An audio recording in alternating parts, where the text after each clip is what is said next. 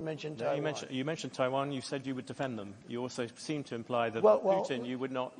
Putin, you seemed to imply that you had talked to him without actually confirming. I said I don't comment on those things. What about? Can I ask you a particular thing about the dollar? You talked about wars at the New York Economic Club. You said that if you lost the dollar as a reserve currency, it would be like America losing a war. Yeah.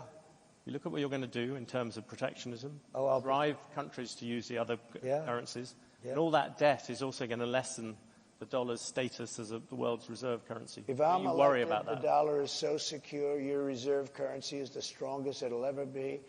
And no country... You say that, President Trump, at the moment there is a thing called the Trump trade in the markets. Do you know what that is? The Trump trade is very simple. People are betting that your policies are going to drive up debt, they're going to drive up inflation, so they're going to drive up interest rates. Yeah. Are the investors wrong? Yeah, I had 4 years no inflation. But that was when you had much... I had 4 years. It's better than that. And Biden, who has no idea where the hell he is, okay? Biden went 2 years with no inflation because he inherited from me. And then they started spending money like drunken sailors. They spent so much money. It was so ridiculous, the money they were spending. They were spending on the Green New Scam. The Green New Deal. You know, it was conceived of by AOC +3. She never even studied the environment in college. She went to a nice college. She came out. She just said, the Green New Scam. She just named all these things. President Trump, the markets are looking at the fact you are making all these promises. Latest one was car loans.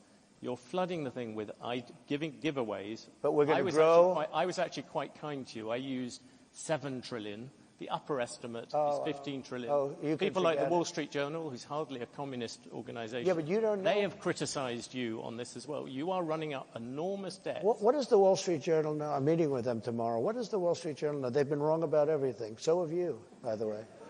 You've been wrong about it. You're trying to turn this. You've been wrong about it. No, you're trying to turn this into debate. There are business people. But you're wrong. You've been wrong. You've been wrong all your life on this stuff. You've been. Let me tell you about currency. You're going jumping a lot of different subjects. The reserve currency. Let's stick to reserve currency. That's where you started, right? The reserve currency is under threat because you have Iran, you have Russia, you have China. China's the one that you have to worry about because they want it. Yeah. They want to have the yuan be the thing of power. So here's what I'm doing. Again, I hate to go back to it.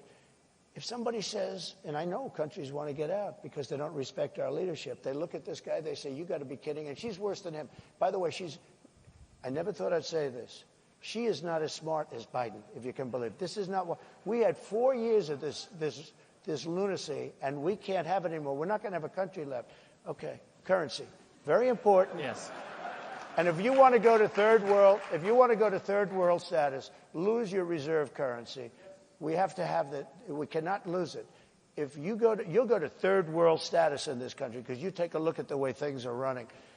If a country tells me, sir, we like you very much, but we're going to no longer adhere to being in the reserve currency. We're not going to salute the dollar anymore. I'll say that's okay. And you're going to pay a 100% tariff on everything you sell into the United States. And we love your product. I hope you sell a lot of it into the United States, but you're going to pay 100% tariff. He will then follow it up by saying, sir, it would be an honor to stay with the reserve currency. That will be like just playing. That's not even chess, that's checkers. But you don't have listen to this, you don't have other people that can talk that way. You know, a lot of people say, we love Trump's policy, but we would like to have another messenger because we don't like him. He's a little bit crass. And then, actually, it was Lindsey Graham, I must say. He was a progressive, in all fairness. But Lindsey Graham said, but Trump's policy doesn't work without Trump. And there's a lot of truth to that. Macron was going to, nice guy, Emmanuel. He's a wise guy, but he's for France, and we're for the USA. You know this story. He was going to tax American companies doing business in France, a very substantial tax. And I told my people, I didn't even like the companies, but I'm representing American companies. And so I said, call Macron and call his people and say we're not going to stand for that. And I got Mnuchin and, a lot of guys, smart guys, if I can finish. Yeah. I'll go longer if you want, if it helps. Because you got got to be able to finish. You move too quick. No, No, you got to be able to finish a thought. Yeah. Because it's very important. This is big stuff we're talking about. You can't go that quickly. You've gone from the dollar to So let me Macron. just tell you. So I said, no, I'm just telling you basic, it's called the weave. It's all these different things happen. Yeah. So let me just say. So I said to Mnuchin, call him up and say, no way. He did, and he came back to see me. He said, they won't do it, sir. It's too late. I said to somebody else, you call him. Then I said, let me do it. And I called him. And I said, Emmanuel, you're taxing American companies very substantially. You're not doing it with other companies. You must think we're stupid. It's not going to happen. But Donald, I cannot do anything. It's too late. Or it was approved by a legislature. I said, that's okay. Here's the story.